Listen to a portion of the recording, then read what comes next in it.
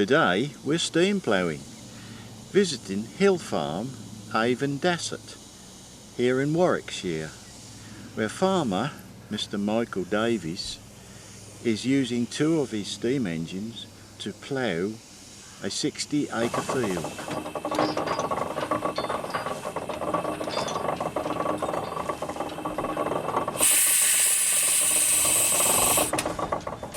Good morning. I think there's a lovely history to your machine. Well, whether you call it a lovely history or just plain fact is a matter of opinion.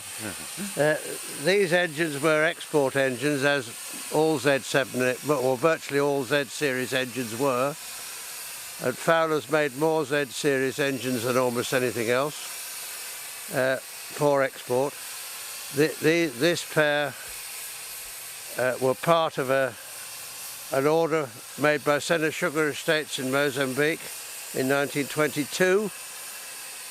They'd had a number of engines over the years, going back to 1895, starting off with a pair of AA2s. And they had, at one stage, they had something like 36 engines, I believe. There are 3 crew members on the plough, and as the steersman approaches the end, he will steer the plough out of work towards the rear end of the engine. This makes lining up of the plough in a straight line for the next pull much easier.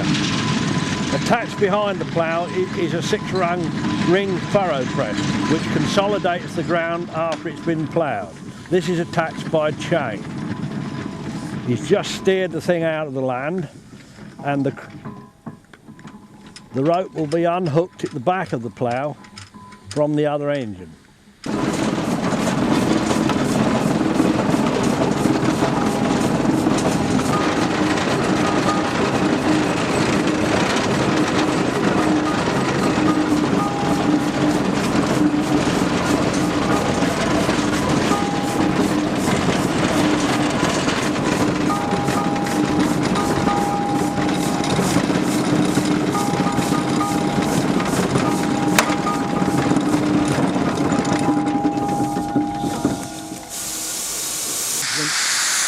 Jobs like attending to the fire and water should be dealt with after this time.